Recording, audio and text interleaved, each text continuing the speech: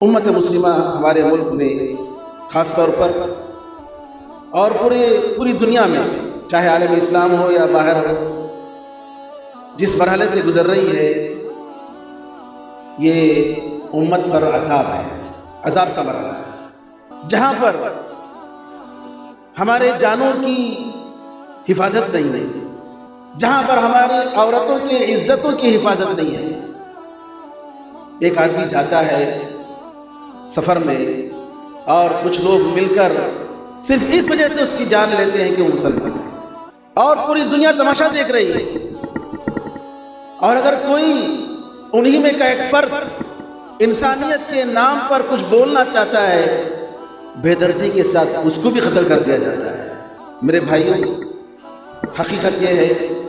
امت پر عذاب کا زمانہ ہے، اور اس کا تقاضا یہ ہے جیسا کہ اللہ نے فرمایا فَلَوْلَا إِذْ جَاءَهُمْ بَأْسُنَا تَضَرَّعُوا، جب ہماری پکڑ آئی، جب ہمارا عذاب آیا تو کیوں ان لوگوں نے گڑ گڑایا نہیں، توبہ کیوں نہیں کیا، ہماری طرف رجوع نہیں کیوں کیے؟ جو حالات ہیں اس کا تقاضا یہ ہے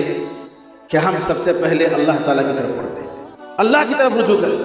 4 بجے مسجد میں نماز پڑھنے کے لیے جا رہا ہے، مسجد میں سویا ہوا ہے صبح کے 4 بجے،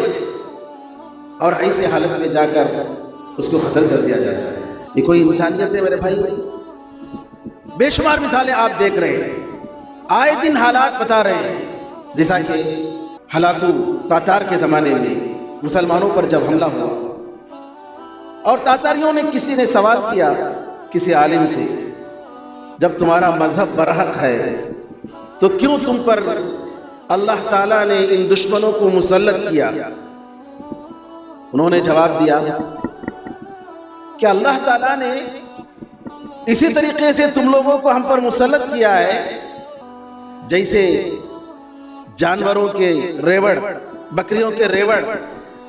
جب وہ چلتے ہیں اور ان میں سے کوئی بکری اگر ریوڑ سے ہٹ کر، اپنے مالک سے ہٹ کر جب کسی اور جگہ جاتی ہے تو نگراں کتے کیا کرتے ہیں، بھونک کر، ڈرا کر ان کو جو ہے ان کے مالک سے، ان ریوڑ سے جو ہے ان کو جمع کرتے ہیں، شامل کرتے ہیں۔ اسی طریقے سے چونکہ ہم اپنے مالک حقیقی سے دور ہو چکے ہیں، اللہ تعالیٰ تم لوگوں کو ہم پر مسلط کیا ہے تاکہ ہم اپنے مالک حقیقی کی طرف رجوع کریں۔